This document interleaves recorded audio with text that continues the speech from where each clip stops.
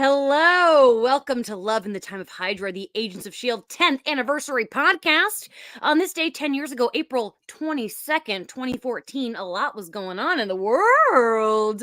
Of course, producer Maria wants to be in the show, so I I'm think so that's sorry. I didn't mean to remove myself. I meant to mute myself. I'll fix this in a second. There we go. That is why you edit things later. And that's also why the live chat, they get to experience the unedited thrills. But okay, so 10 years ago, Happy by Pharrell was still the #1 song. We knew that. A movie called Heaven is for Real was #1 at the domestic box office. That's one of those like sappy religious dramas.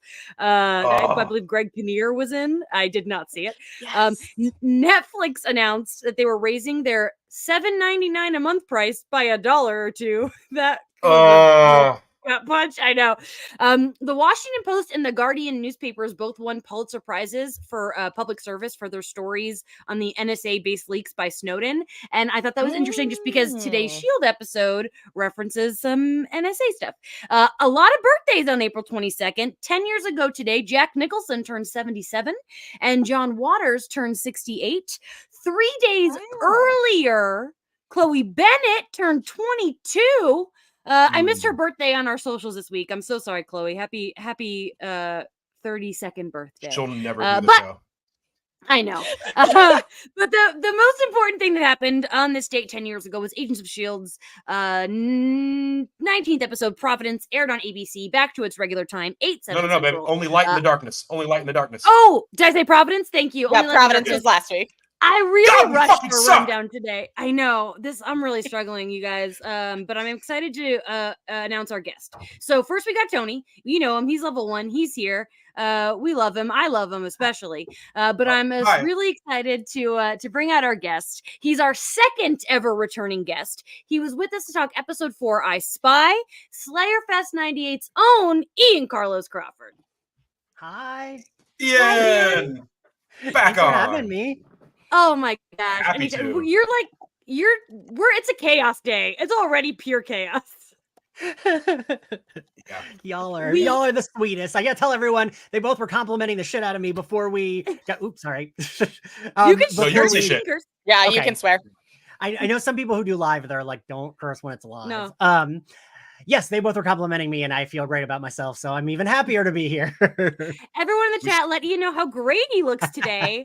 Yeah. We obviously had to have Ian on because it was the Amy Acker episode, and Ian and I, of course, became friends through his Buffy podcast. And every one of our audience members know that a rule of the show is if I ever bring up the Buffyverse, we have to take a drink. So we had to drink today. We had to pour ourselves some drinks because this is going to be a heavy drinking episode.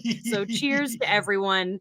For those who can't see it, Ian is drinking out of a very, very small, what do you call that? Fireball whiskey. It's great. It's adorable. Not a paid promo. No. Maybe one day. Fireball, hit us up. Ian, as you know, we like to ask what people were doing 10 years ago today. Do you have any idea what you were up to? I sure do not.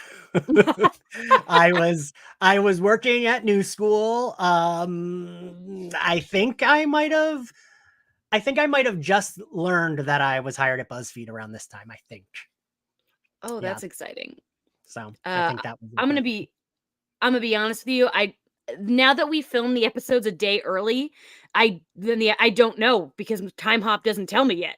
Time Hop needs a function where you can just search any date you want. That would be really great. Yeah, I agree. Yeah, but I'm sure that I was performing improv and drinking heavily up until 5 a.m. in the streets of Chicago. That just sounds like what I was doing 10 years ago. Tony, what pretend thing were you doing 10 years ago? Pretend thing. I don't know what pretend thing I was doing, but I definitely know that 10 years ago, this time I was competing in a tennis tournament in Edinburgh, and I think I came in 6th. I lost to a Greek player, but it was a pretty competitive game. Kind of left those days behind me, but that was my life at that time. Did you two know each other already by then? No. No. Okay. No, she missed out on tennis, Pony. Yeah, it was not. We were not living the plot of Wimbledon, which we watched for the first time earlier this year. Yeah. So I want to, of course, shout out the audience. I know people are hyped. I know that Alice is especially hyped for Amy Acker Day. This is the moment Alice has been waiting for. So take a drink in honor of all of our Angel fans. Tony, tell the chat the rules. Okay, guys. So tag your spoilers with spoiler alert if you're chatting in the chat. That just means write spoiler alert before you talk about anything that happens after the episode we're talking about today. That's for people like me who are experiencing this show for the first time. Help protect them. And if you don't tag your spoilers, our producer Maria will find and stab you. God, so brutal. There she is. Ian, so I know that you have been really busy doing stuff with the Magicians and X-Men 97. So I'm going to guess that since we had you on last, you have not filled in the gaps between episode 4 and episode 20. I have not. No. I have not. I'm sorry. No, that's okay. That's okay. So I'm curious, jumping into episode 20, was it like, I'm sure it was still kind of easy to follow. Yeah, so this episode, I guess this is why you said to me, like when we were talking about it, I was like, I don't remember it as well as Jamie's saying, but then there's like a lot of things that happened that I didn't realize all happened in this episode. Because like I remembered, like as I was watching it, I was like, oh, that's this episode. Oh, like I knew this was the Amy Acker episode, but I didn't know the other plot things that happened, like May leaving, May seeing her mom at the end, Patton Oswalt's character getting killed, and kind of like Skye finding out that he is like, I didn't realize. I was like, oh, well, that's not for a while then. And then it was like, oh, nope, that's this episode too. So yeah, it's crazy. That's how I feel about this show as I watch it for the first time. It's like things keep happening and I'm like, that's got to be a while from now. Nope, that's right now. Like it's like it's an eventful ass show. How many remind me? I meant to look this up because how many was Patton Oswalt just introduced in the last episode? Correct. Yeah.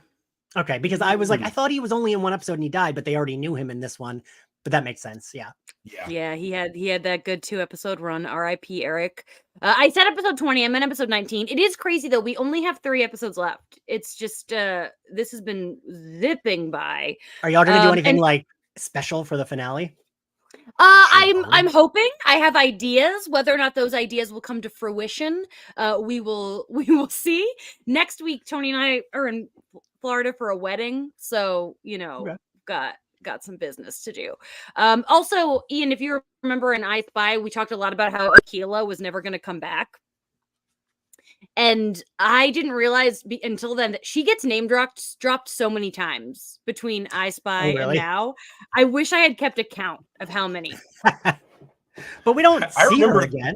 No, never. I remember talking to the two of you being like, guys, how cool is Aquila? And you both were like, yeah. Plot device. I did not remember her. Yeah. That's like my biggest complaint with this season. Like season 1, I think this show, it's good, but I think it gets even better.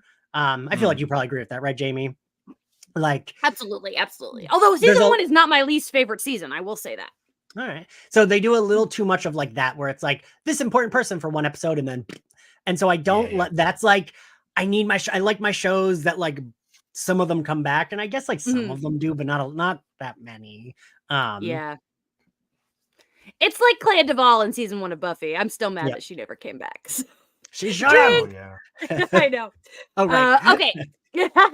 So this episode, The Only Light in the Darkness, was written by Monica Owusu-Breen, who interestingly was attached to a Buffy reboot at one point. And I am friends with, and we discussed the reboot. Yes. So she I know. Has she been on your pod? She came on for Buffy season 7, and she came on for WandaVision. Oh, amazing. Everyone check out those episodes because she was a big part of Agents of S.H.I.E.L.D. for the first 4 seasons. And in this season, she previously wrote The Well and Seeds. And I didn't know she's actually the current EP on Disney's Percy Jackson show, which I haven't watched yet, but I was obsessed with those books in college. So I do want to watch that eventually. Okay, I'm glad you said college because I was gonna be like, oh, is Jamie? I forget how much younger than me you are, and I was like afraid you'd be like, when I was a teenager, I'd be like, oh, they came out when I was in college. No, I was. And I did read them and love them in college. Yeah. So obsessed. I think I read the original 5 books twice, but now I'm like, I want to read them again before I watch the show. It's one of those things. But anyway, we're not here to talk about Percy Jackson. We're here to talk about this episode, which was directed by Vincent Misiano, who we've talked about before. He's tied as the third place for directing the most episodes of the series, and he's crushing it in season 1. He did Fizzed and Turn. So his track record is very strong. Tony, where does this rank? I loved this episode. I really loved it. This is ranked 7 out of 19 in my Agents of S.H.I.E.L.D. episode ranking. So it falls under Yes Men at number 6 and above The Bridge at number 8. Cool. All right. Awesome. That's a high ranking. Yeah. We're definitely going to have to release the full ranking. It is a great episode. Of course, we've got our core 6 back. As for guest stars, BJ Britt is back as Trip, making his first appearance in the show without Bill Paxton, which I think is interesting. Patton Oswalt came back as Eric Koenig, R.I.P. Patrick Brennan, who the girlies know from Breaking Dawn Part 2, is here as Marcus Daniels. Wait, who is he in Breaking Dawn? He's Liam. He's like one of the Irish vampires when they like get all the vampires. Oh, when they're all together. there. When they're all standing in a fucking house. There's like 75 people standing in that house. Yeah. Yeah. And they're like the most like stereotypical Irish you can imagine. Like, but that is what he's known for. And then Sai Chin was there as May's mom. Interestingly, she also played Katie's grandma in Shang-Chi. So that's something to think about. But she was also in Joy Luck Club with Ming, so that was a little reunion for them. And I couldn't find anything about them talking about that, but I'm sure that was exciting for Ming because Ming loves talking about the Joy Luck Club. Yeah, yeah. I gotta say, I brought up. Yeah. So I had Dominic Burgess on for an X-Men 97 episode, not this past week, but the week before, and I brought up how I was like, Dominic, I love Agents of S.H.I.E.L.D. and I didn't know you were on that. He was like, yeah, I just popped in to get my eye blown up and then I just left. That's all. Quick cameo. Amazing. Love that. Oh, wow. But, we didn't mention, we have to talk about the episode has the best guest star of all time, and that's Amy Acker as Audrey Nathan, a.k.a. the cellist. Oh, my God. I know. Like, Tony lost his mind. Not just that Amy Acker was on the show, but that she's the cellist. So we're finally. Jamie, do you remember? Like, I feel like that was the thing everyone kept asking about when the show started. They're like, "Are we gonna meet the cellist?" Like I feel like everyone, like, I remember that being all over Twitter and like the MCU fandom because this was like the first big show, and I just remember that being like a really big deal that people wanted to like meet the cellist that Pepper Potts mentioned. Honestly do not remember that, like, wanting to see the cellist, because my brain is like, so I just have Amy Acker fog. Like, I have no memory of wanting a cellist. I just have memory of being so excited that Amy Acker was here. Tony, yes. Obviously, like, you freaked out, so let's just get that out of the way. Let's just talk about it, because there was something really weird happening where scary bad guy shows up, yada yada. He's got to get to Portland. In the very back of my mind, something went ding with Portland. And then I see this lady doing her jog, and I don't recognize her, but we do this sort of pan up, and I see this like this symphony sweatshirt she's wearing, like a company sweatshirt. And I'm like, something's dinging. There are dings going off inside my brain. And then all of that got obliterated when it panned up a little further, and I went, Fred! And I was just so excited. Like, there isn't an actor. Jamie, you've trained me so well. There isn't an actor on this planet I could have been happier. You could have gotten Nicole fucking Kidman in there to do a guest star to play the cellist. And I would have been like, wow, that's crazy. I love Nicole Kidman. She's an amazing actor. What a great get. Good job, Agents of S.H.I.E.L.D. The amount of joy it brought me to see Amy Acker be the cellist is immeasurable. Like, I was delighted to have that happen. It is pretty beautiful. And it's funny because I would like to just preface that I say this all the time, and Ian and I have talked about this. I have no problem with an age gap at all. I do not mind age gaps, pro age gap, especially when you hit a certain age. But I do think it's funny that like 2 years before this, Clark Gregg played Amy Acker's uncle in Much Ado About Nothing. Much Ado. Yeah. I thought about that too. I was like, yeah, weird. It's kind of your niece. Yeah. Don't care.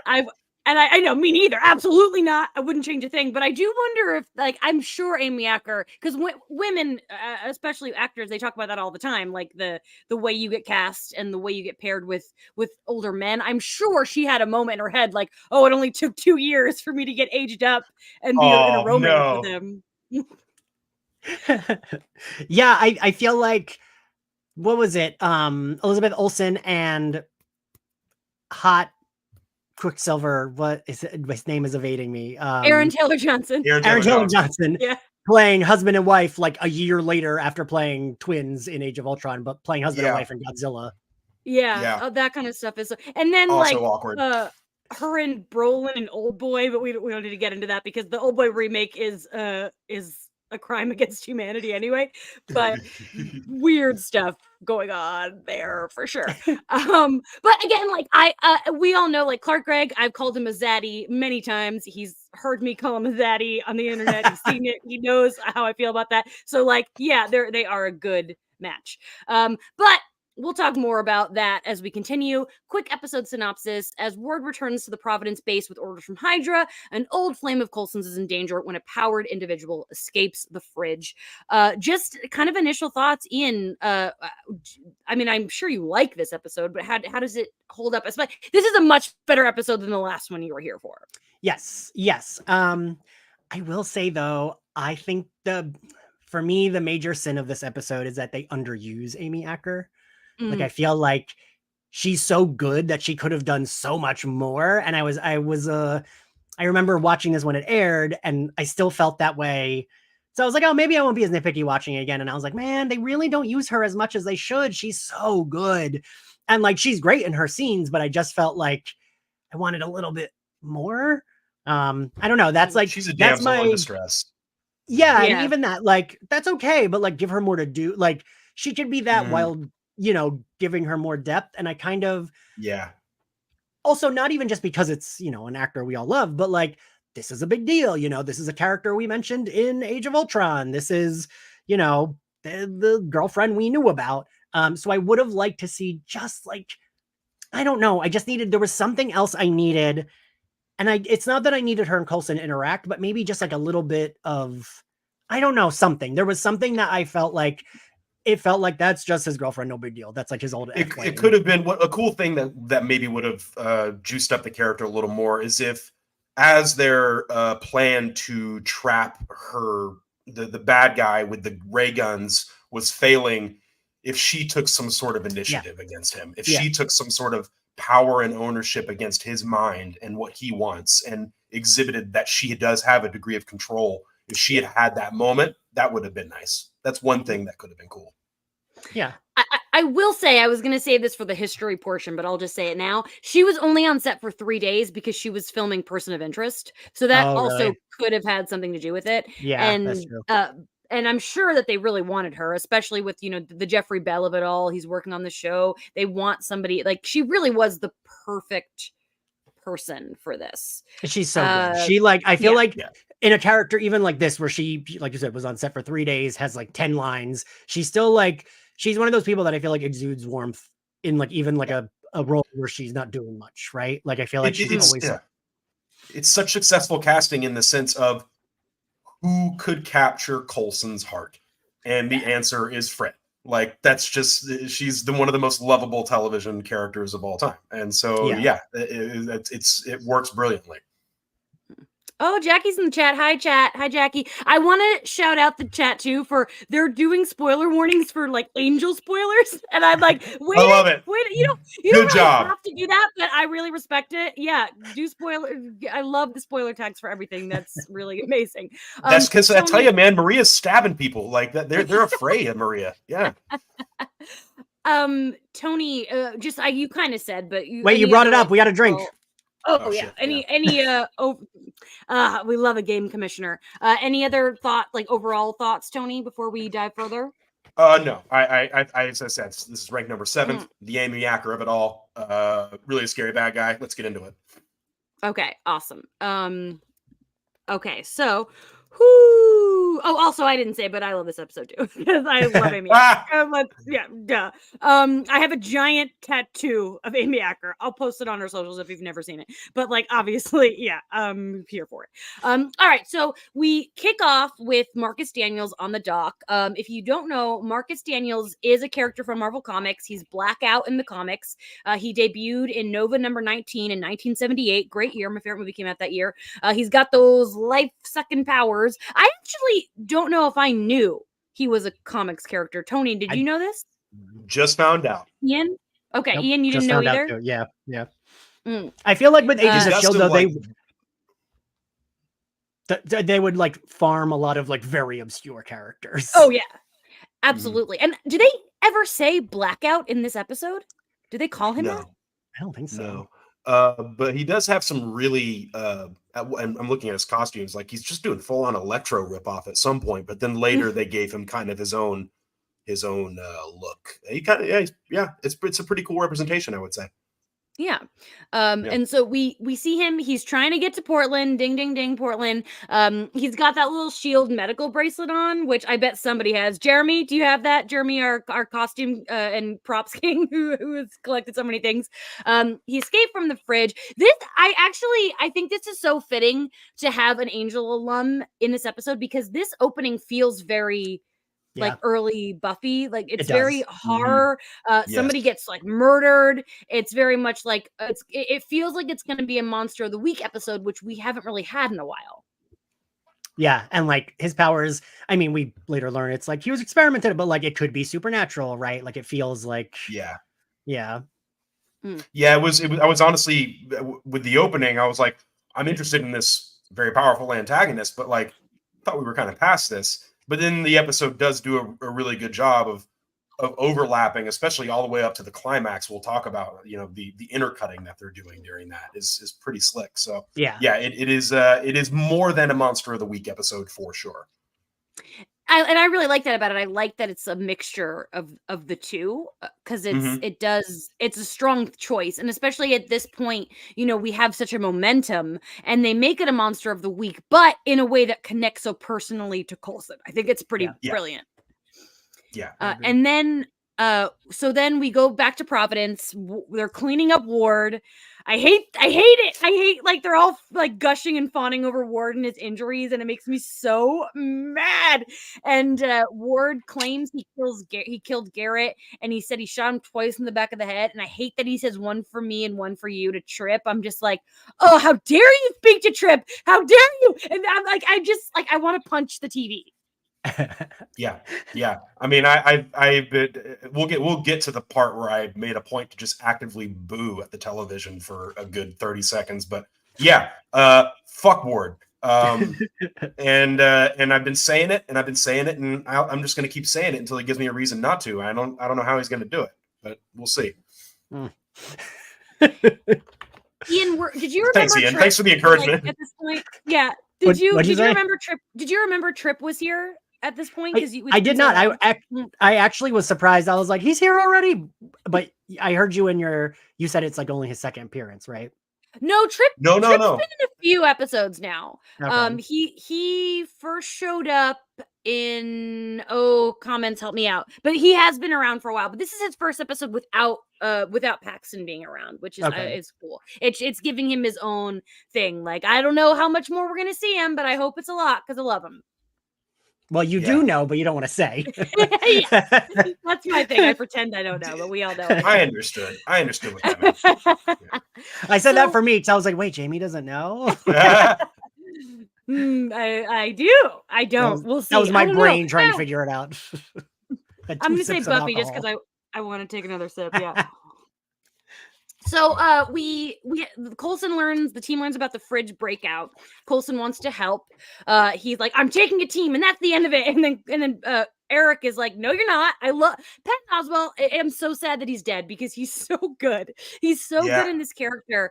And I love this scene. I love when Coulson's like, I consider it my duty to be the shield that protects people.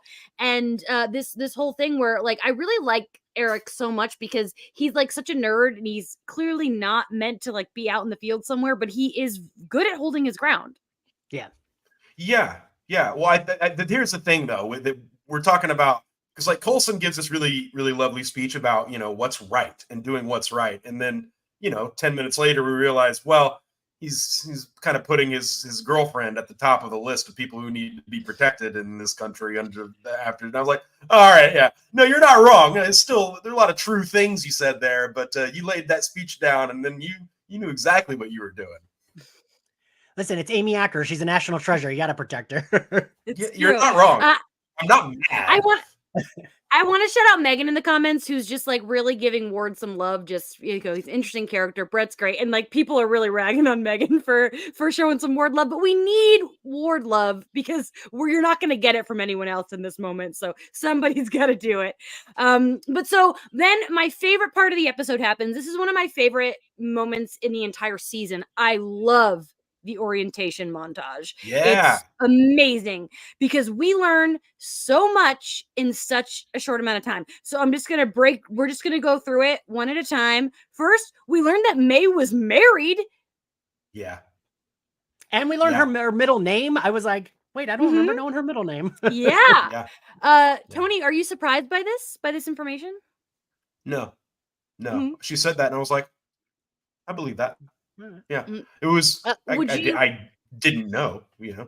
Well, sure. Would you like? Are you more? Would you like to learn more? That's what they say in Starship Troopers. I think I would like to learn more. Should she volunteer that information? I'd be very curious to know who her previous spouse was. Yes. Great. Asked and answered. Are we gonna? I don't know. Yeah, why ask, right? And then, we learned that Trip's grandfather was a Howling Commando. And, you know, yes, it's funny because they never, ever say who, but, like, everyone just assumes it's Gabe Jones. I know. And it's funny because, like, it doesn't have to be. It doesn't have to be. No, I know. I thought that too. From Howling Commando. Because I did. But I was like, the black one. Wait, maybe not. Yeah. Maybe not. They never specify, but that is what is assumed. Yes. Did you remember that, Ian? No, that weirdly, that is something I like. That's like the thing I remember about Trip. It's a cool thing. It's a cool detail, and I like that he doesn't like to flaunt it. Another thing we learned is that Sky's original name was Mary Sue Poots. Was she being? I was like, is she being sarcastic? I couldn't tell if she was just like saying. I think that's just the name that the mean kids gave her. I'm pretty sure that the way that it said is like the nuns in the orphanage just gave her that name. That was her name. I think that is what the fandom accepts as her original name. Okay. Yeah, if I'm wrong, tell me. Yeah, tell me in the comments. But pretty sure that's the ongoing belief or acceptance. I mean, look, take a look at Imogene Poots. You can get by in this world with a Poots as a name and be awesome and beautiful and kick all the ass. So it's not an easy road, but boy, it's doable.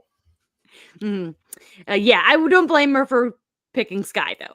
And then something I love that Fitzsimmons are giving very similar answers, like the egg versus the rock question. But then my favorite moments is when they ask the box question, and Fitz says Simmons is in the box, and Simmons says the TARDIS, which is both in and out of character for her because she knows this is a game, it's fictional, so her mind expands to genuinely the biggest, craziest thing she can think of. Yeah, I did. I cackled because like he had to really press Fitz for him to go Simmons, and it got me. It got me. Ian, are you a Doctor Who fan? I am. Yeah. I did not keep up with. I gave up during Capaldi's season, but then I watched Tennant's Return, and I'm gonna watch the new season. Okay, I've only seen the first 2 seasons of the rebooted newer so I it's one show that you'd think I would love, but I never got into it. But I know enough to know that I know, right? I don't know why. It's weird. It's really weird. But I do understand that a TARDIS joke is funny, and I know what it means. And so. I also like that we learned that May met Alexander Pierce. I just like the idea of Ming-Na Wen and Robert Redford in the same space.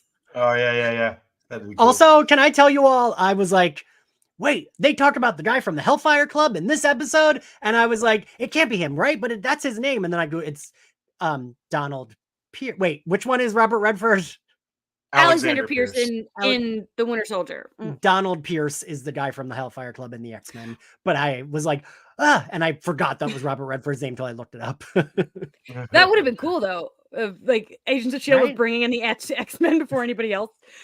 Shit.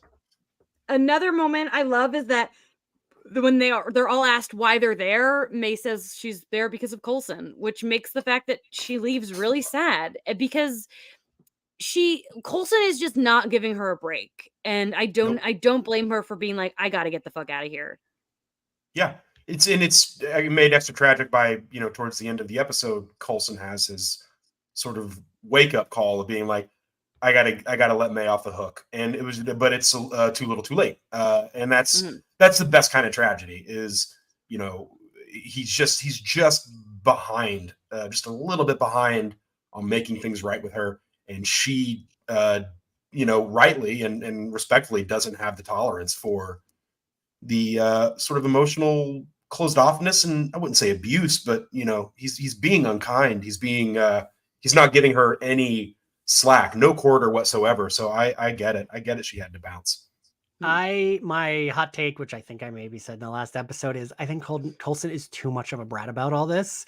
And like, it took me a while to really love Coulson. Like, I love him, but like this season, I was like, this was the start of me not liking him. And it took a while for me to circle back to like loving him again. Like, I don't think till like halfway through season 2 was I like, oh no, okay, I love him. Might have even been the beginning of season 3. Wow. Because you guys are going to have stuff to talk about when I leave. I'm just so interested. Like, that's interesting to me because you don't hear that a lot. So I kind of like that take. Know. It's like our one word defender in the comments. We love different takes. It'd be so boring if everyone agreed.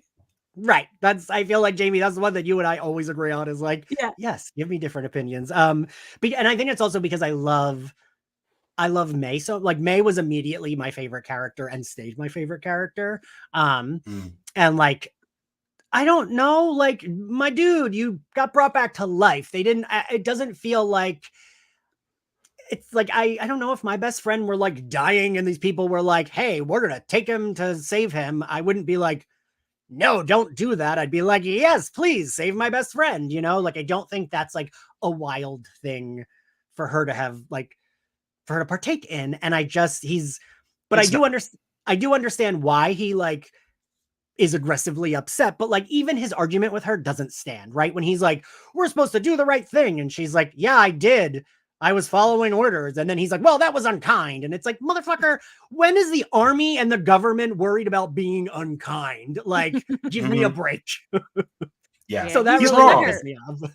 Yeah. He's butthurt is exactly what he is. Yeah. Yeah. His feelings are hurt. And I was going to bring this up later, but since we're talking about it now. Sorry. I didn't mean to like get ahead of us. No. I kind of went down this train. The fact that Skye is like mad when she leaves, like she never cared about us at all. I'm like, oh, that hurts because it does hurt. Can't you see that May is being punished so severely? And like, yeah, Coulson has a right to be mad at her.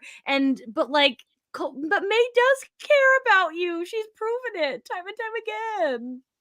Yeah. It's like, I appreciate that he has a reason to be upset, but just not to be as much of a dick as he's being. I don't know. And like, she cares. She does. Right. Like, I don't know. Yeah. Well, yeah, that's why it's tragic. That's why I'm not off Coulson's team, but we're seeing him slip in ways we've never seen before. We're seeing him be pitiful. We're seeing him be wrongheaded. And that's why it's sad when he says, I got to give May a break. I got to let May off the hook. I got to, talk, but she's already out the door. And it's like, yeah, you made that mistake. You went too far with it. So I like that. I like that. Yeah. Yeah. So back to the orientation, we then go to Ward, which we, the audience, know he's lying and he almost fails. And God, Eric, you were so close. If only you had caught him, you'd still be alive. But what gets him like away with that is he's there for Skye, which is the truth.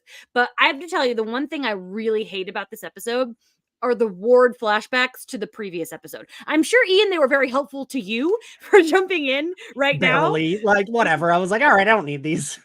Yeah, I do not like them. I don't like the way that they're like they look like soap opera flashbacks, the way that they tinted them, and like it's I do not like that device. It makes I feel like they think the audience is stupid when they do stuff like that. And while yes, a lot is going on, we also they've never had to do that before. Yeah. It's also such a without it such a beautifully tense scene. Like I think that maybe the editing is either doing it for the sake of the audience's remembering the story from the previous episode, or they think it's adding to the tension, and it's not adding to the tension. It's taking away because it's sitting in his silence and his lies and all of the monitors on Koenig's desk. Like that's the shit right there. Mm-hmm. Yeah, I agree. But that feels very much like an executive was like, we got to put that flashback in there. You better put it in to remind everyone, and being like, totally. Yeah. On that note, we're going to take a quick 30-second break, refill your drinks. I might do that. So we'll be right back to talk the rest of The Only Light in the Darkness.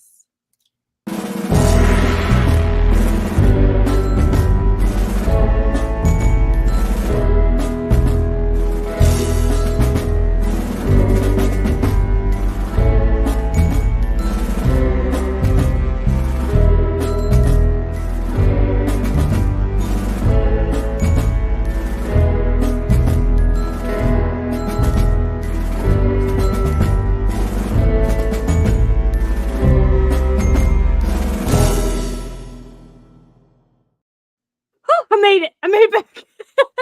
Went to the kitchen, got another Truly. Sponsor us, Truly. I give you a lot of money in my lifetime. We are here with Ian Carlos Crawford talking about The Only Light in the Darkness. The perfect place was to stop because now it is time to talk about the cellist, Amy Acker. We see her in the episode. She's doing her little run, but then Blackout comes and he's all scary, and she's like, "Oh no!" And then they come in the car, and Gemma's like, "Come with me if you want to live. We're the CIA." And they're in it now, and it's so funny because Gemma was getting better at lying a couple episodes ago, but she's back in the nonsense. But I do think it's because she feels bad lying to this woman, less so than she's just being worse at lying again. No, I agree. Yeah. Yeah, absolutely. Now she's not lying for a good cause at this point. It's getting a little muddy for her. Mm.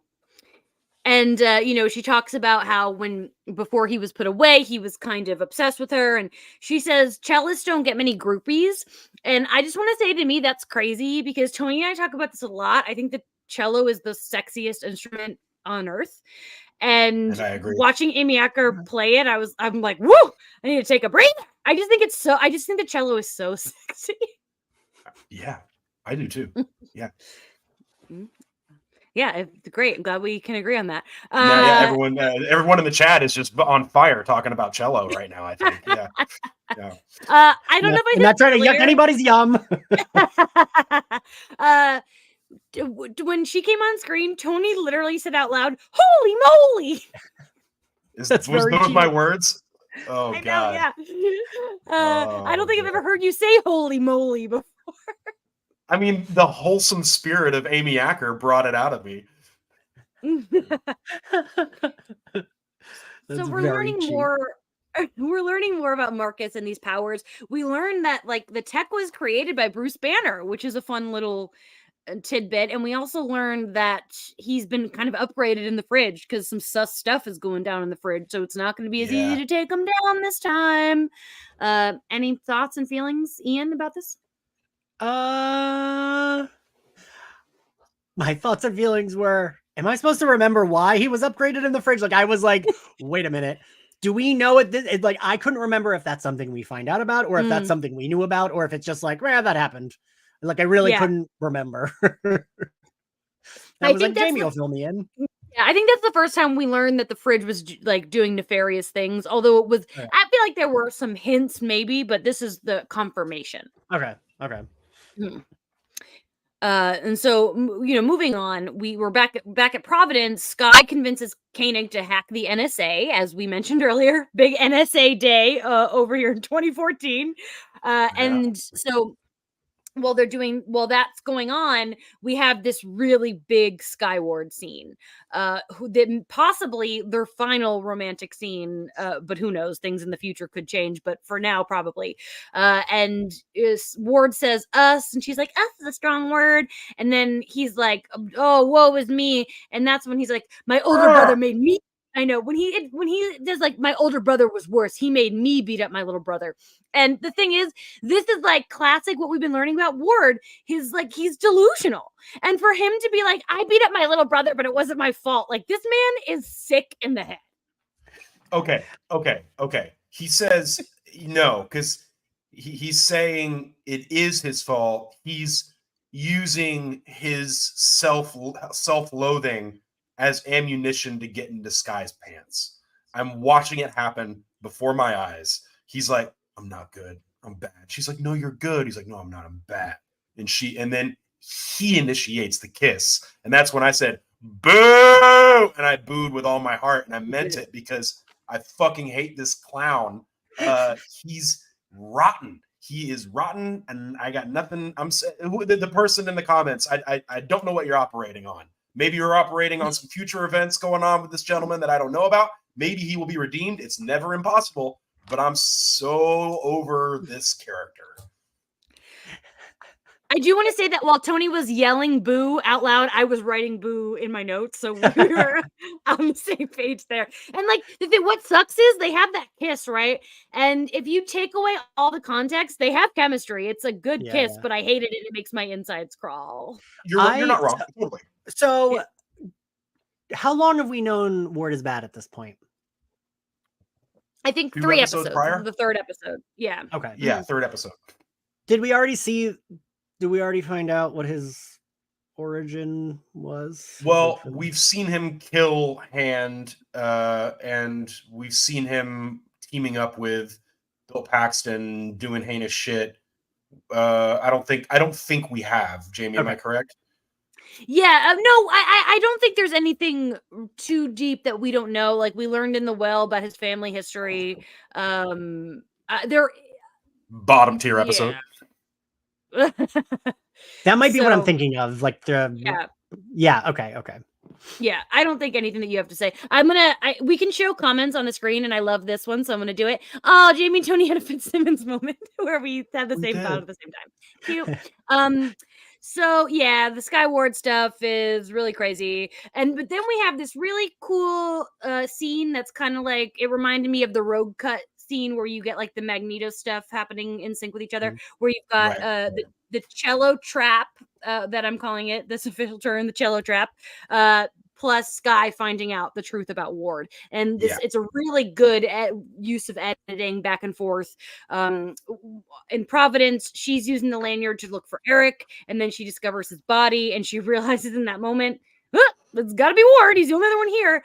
And meanwhile, back in Portland, they're doing the trap for the cello trap. I really want to shout out Chloe Bennett in this scene, because it is back again to like the horror motif of this episode. Buffy, drink that. She's great. She's got like great Scream Queen energy in this scene. The way that she has this extreme meltdown, this like, he's Hydra, she's freaking out in the bathroom, but then she, as Skye, she gets it together and she really plays it cool. So everything that Chloe is doing, and I think this is the episode to me that I was like, oh, Chloe Bennett is good. She's a really good actor. She's always been good in this season, but to me, this is like her peak of like, oh shit, I really like this woman's acting. Or 22-year-old at the time. She's barely a woman. Yeah. No, I could have. I think. Oh no, please, Ian, you first. Ian, go ahead. I was just gonna say that, like, speaking to your like horror movie, I could have had that go on. Like, I wouldn't have minded if that scene lasted a little longer, because I love a good horror movie chase scene, and it was like he was the slasher killer, even though he technically, like, he didn't know that she knew, so he wasn't really like hunting her yet. But it still felt that way, right? Like I could have like could have been a cool chase scene in that building, playing with the space. I'm always like, ooh, let the chase scene go on longer, is how I always feel. Yeah. Yes. Ian also does My Bloody Judy, which is focused on horror, so check that out. But I part of me does kind of like, I do like that we don't see him kill Koenig, but I also like that we learn it from her perspective too. Yeah.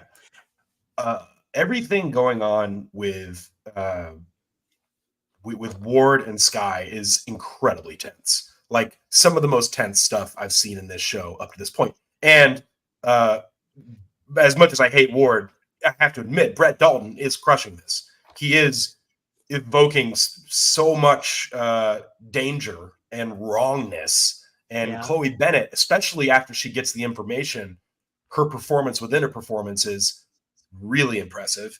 And there's all of the unspokenness that's happening. And especially the isolation of it. It's just the two of them. Koenig's dead.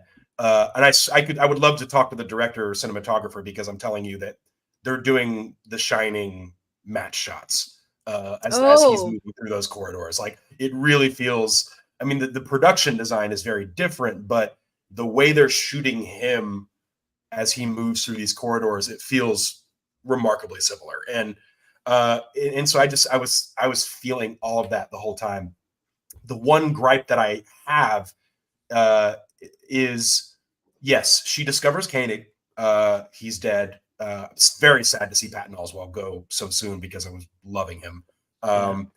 And she sees him. He doesn't know that she's seen him. She's playing it very smart and very cool. And he's like, well, we got to get out of here. And she's like, okay, let's tell Koenig. He's like, no, I already told him. He's opening up the gates for us. He's like, opening it up. He's like doing stuff like, let's go. And she's like, okay, so full online. Great.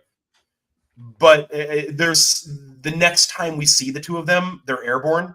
So in my mind, after he said Koenig is opening up the doors for us, I thought that she was going to die there, because there's no way that they could have lifted off without her realizing that Koenig isn't here. So it was just like a weird thing where, okay, so she got all the way out the door without ever seeing Koenig or anything like that. And it felt like a dangling thread to me. So, but beyond that, I just think it's such well-crafted suspense. You know what I mean? Interesting. That doesn't bother me. I think because she knows, like, if she hadn't known, she probably would have pressed more, that kind of a thing. Yeah. Did you think he was going to kill her? I did because he indicated that, like, the way he said it, presumably, I guess the thing is that he was saying that Koenig is remotely opening the bay doors for us to leave. I was under the impression that, based on what he said, he was telling Skye that we're going to see Koenig in a minute as we leave. And because of that, I thought he was going to kill her.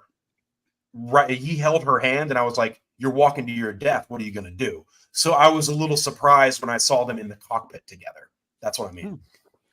That wouldn't have made sense, though, because he needs her to go to wherever they're going to the encryption. And also, I took it as like he's up in some kind of like tower pressing buttons like for planes. But that's what I eventually arrived at. I like when like Koenig's opening the doors, he's doing it from over here.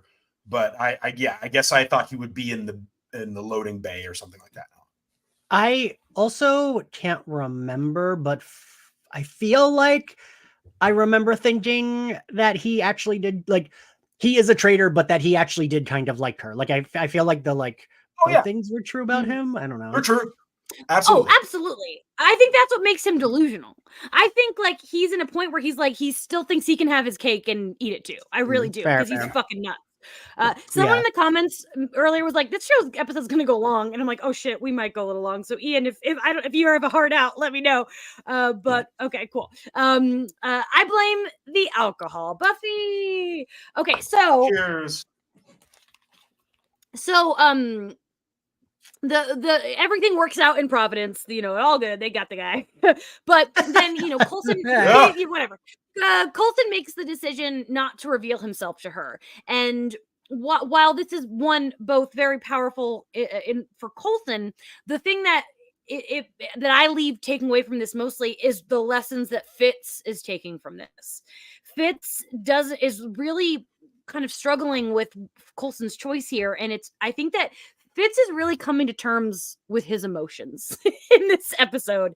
There's a moment earlier where even Ward is like, Fitz, I think you're feeling feelings, and Ward's like, or Fitz is like, I don't know what you're about. And you know, Fitz is asking Coulson like about it, and he's really trying to, you know, figure it out. And then there's that moment at the end where Gemma is like, Fitz, Trip doesn't think you like him, and then he instead of like taking a moment, he's like, oh no, you know how I can be. I hate change. So Tony, I have to start with you. Are you still seeing them as brother sister, or are you starting to feel the ship of it? No, I'm not feeling that ship, man.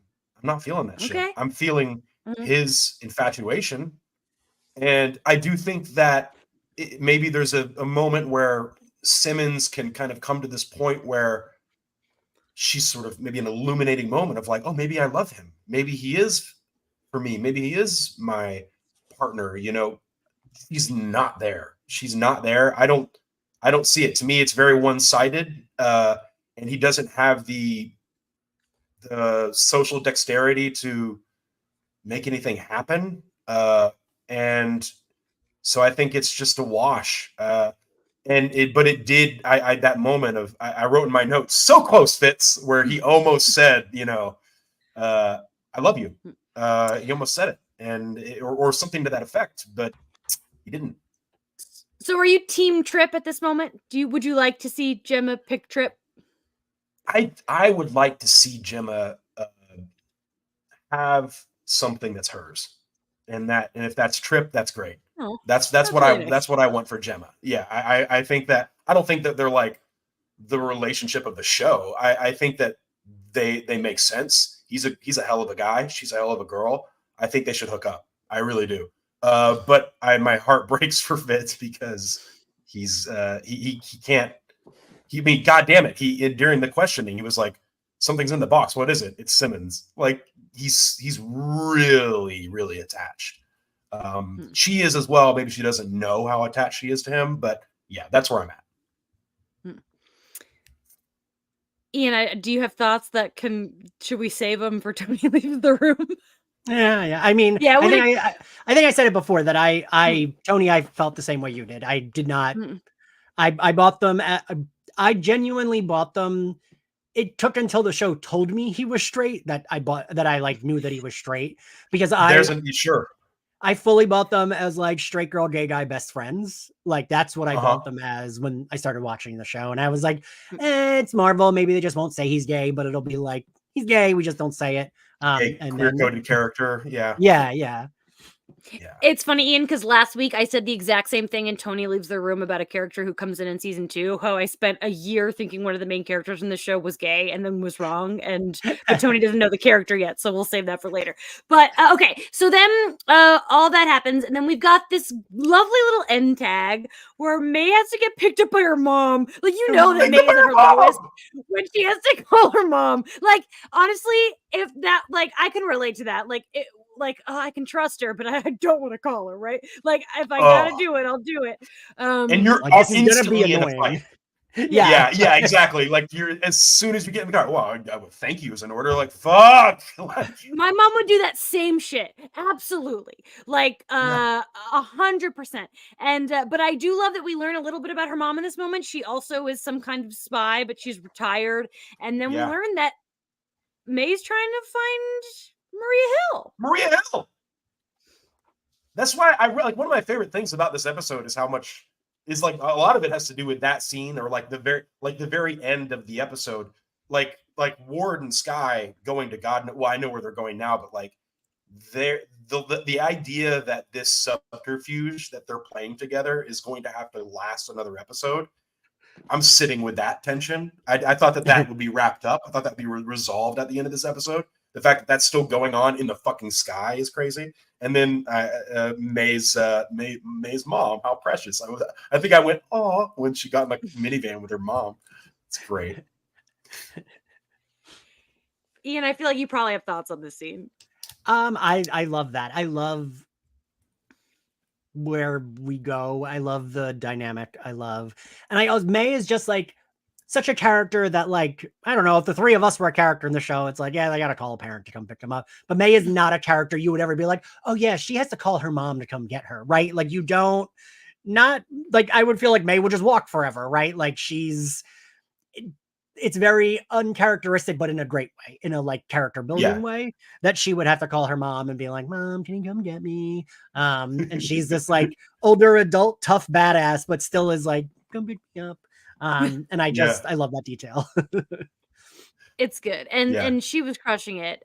Shin was just like, I love it. I could watch a whole episode of just like a side quest of mother-daughter of the maid. I kind of did forget watching it out. Like, my first impression, I was like, oh, May's just straight up doing a Bruce Banner. Like, I live in the world now. I'm just hitchhiking and just walking. And then the mom pulls up. I was like, that's such a delightful move. I love that. Before we get into history, is there anything else either of you wanted to say about this episode, Ian? I don't think so. Great. Love that, because we are running late. Great. All right. So great. We'll go through the history pretty quick. Was shot between February 24th and March 5th.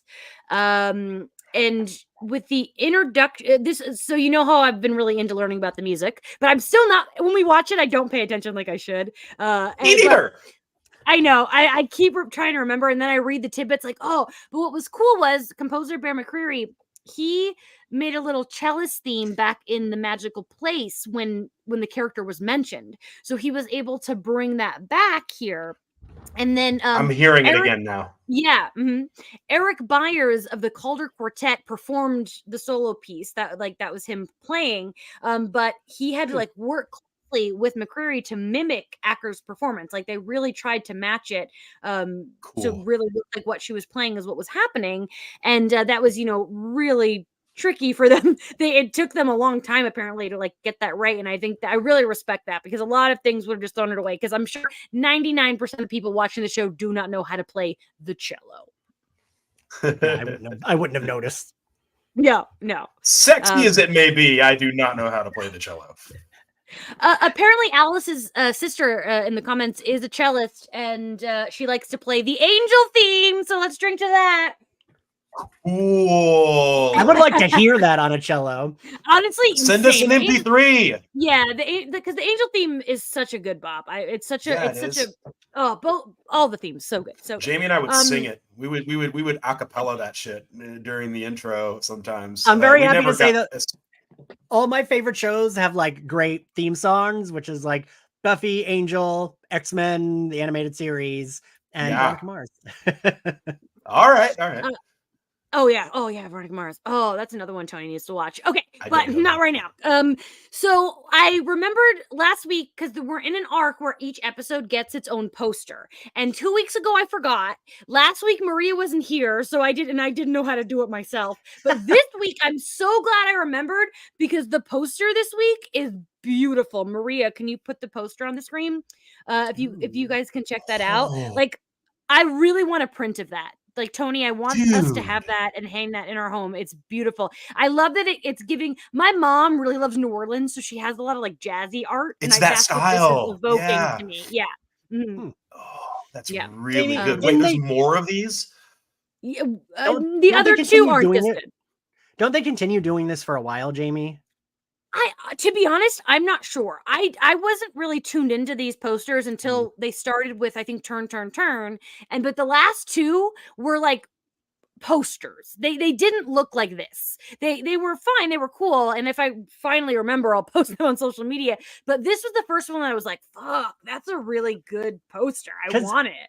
If I recall, I want to say in season 2, they start getting comic book artists to do them, I think.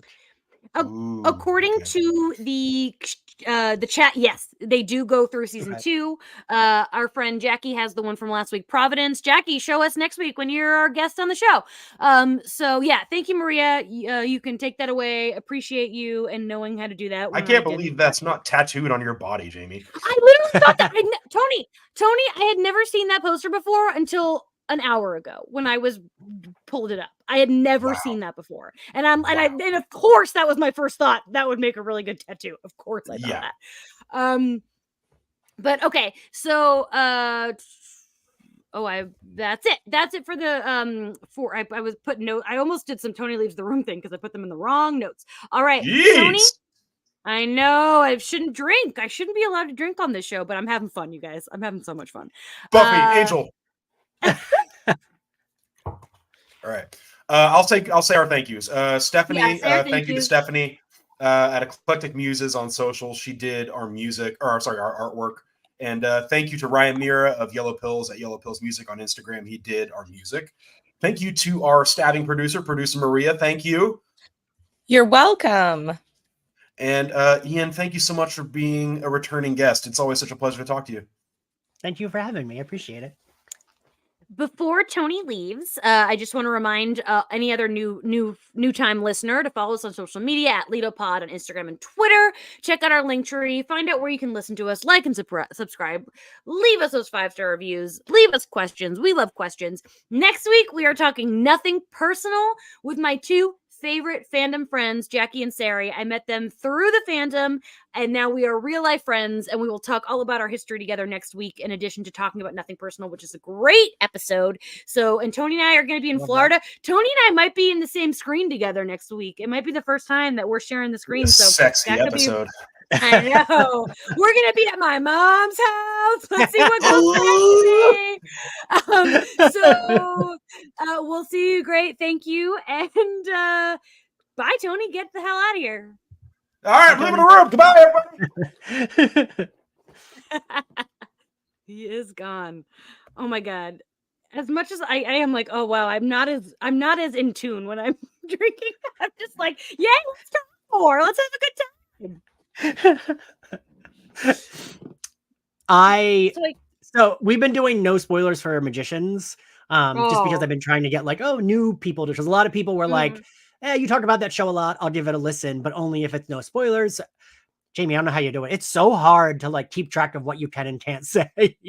It genuinely, like, it's honestly, in the episode, it's fine. It's like living my life with Tony. And I think I've said this in the show before, but we're rewatching Twin Peaks right now. And Tony loves Kyle MacLachlan. And it's so hard not to tell him that he's going to show up next season.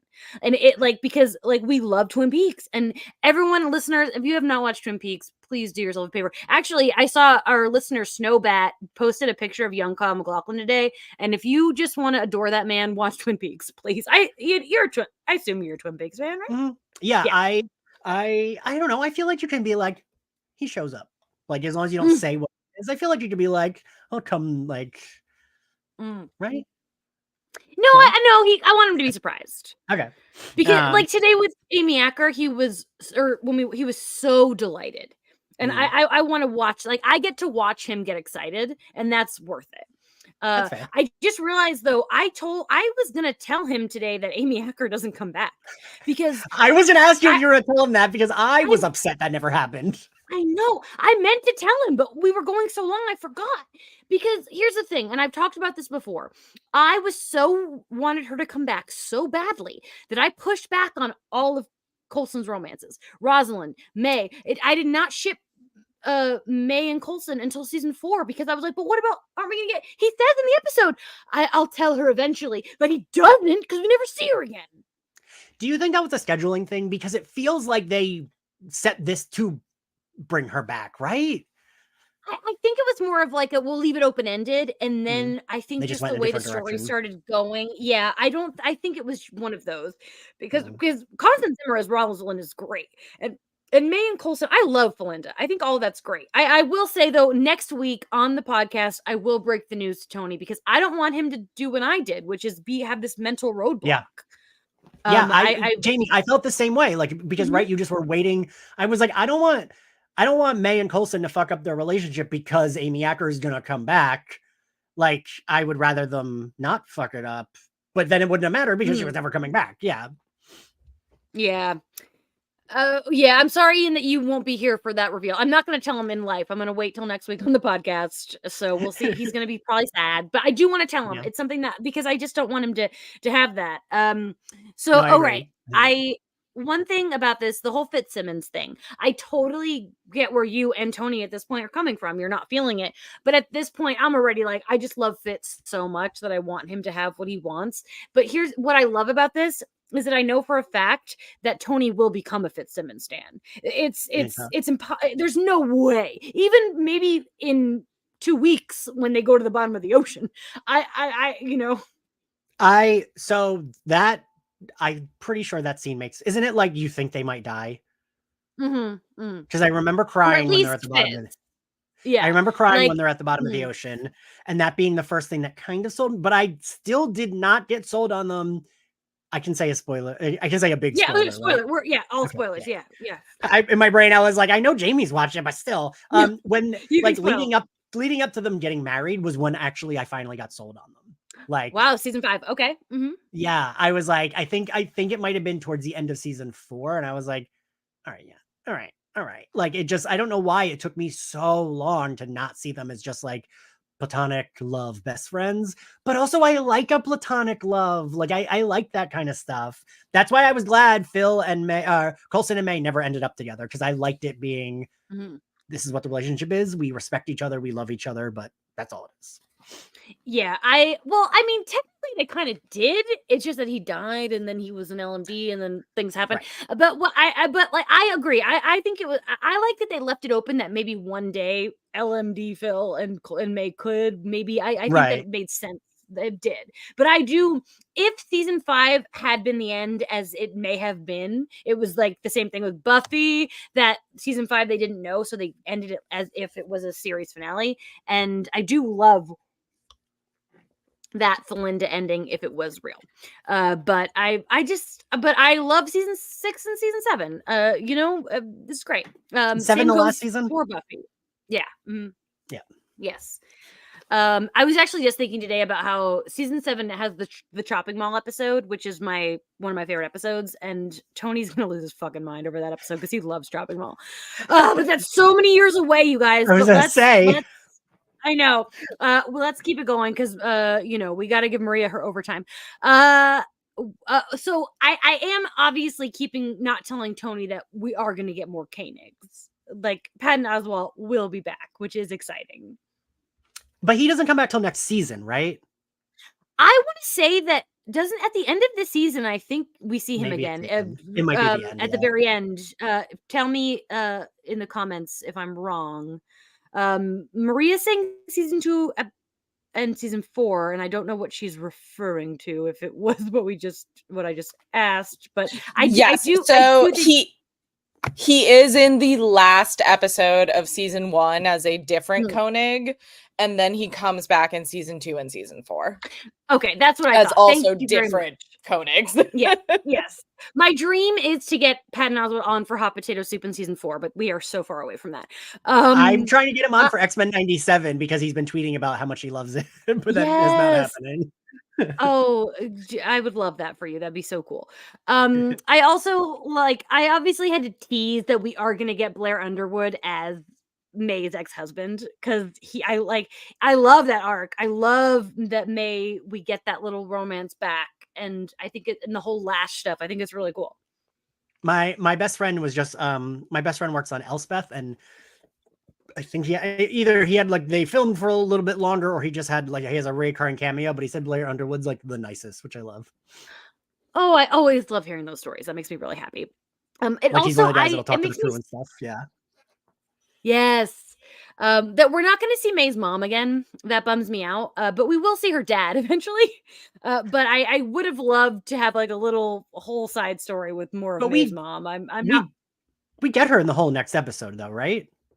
No, I don't. I think this is it. I'm pretty sure this is the all we see of May's mother. I could be wrong, but I'm pretty sure that's it. Correct me in the comments if I'm wrong, but I think that I would say I'm double checking now, but I think Jamie is right. Is that we see her essentially pick May up, and then she's never referenced again. That's so weird. And it's weird that I remembered that then, because God, it's weird the shit that I remembered from the show. Considering later seasons I've done rewatches of, but season 1 this is the first time I'm doing a rewatches for you. Yeah, they're powerful. It's like the same thing. I'm not just saying this to drink. It's like the same thing with Buffy. There are certain one-off characters that you remember forever. Yeah, They and might be feel on more. screen for 2 minutes. Yeah, Yeah. but that's how it goes. Let's see. I think I've covered everything I wanted to cover. Ian, this was really fun. Thank you so much for coming back. Yes, just for Maria? a final wrap up on May's mom, she is mentioned in season 2, season 3, and season 5, but she is literally never seen again. Yeah, we do get her dad. We get a little golf thing. So thank you, Maria, for always being on top of it. Ian, before we go, please plug all the you have been talking to all the X-Men 97 stuff. I wore my X-Men 97 sweater. Oh, that's not what my camera is. Just for you today. Oh, that's so please, cute. yes. Oh, box lunch, everybody. That's where you can get it. So they're not a sponsor. Tell everybody about your business and your podcasts and everything like that. So Slayerfest 98, we started as a Buffy rewatch podcast. Now it's kind of just anything Ian likes is what we cover. And we're doing The Magicians season 1 and X-Men 97 season 1. Both of them are weekly because I like to torture myself with doing the podcast. Luckily, Magicians, we recorded everything but the last 2 episodes before we even started releasing them. So like that's a little less stressful. And X-Men 97, as each episode comes out, I do reaction video and then a little like recap, and I've been having the actors on. You can find us at Slayerfest X98 on all social media platforms. You can find us on YouTube, Spotify, Apple Podcasts, and anywhere else you get your podcasts, and subscribe to us on YouTube because the X-Men 97 videos have been doing, this never happens, they've been doing better on YouTube than they have on the podcast feed.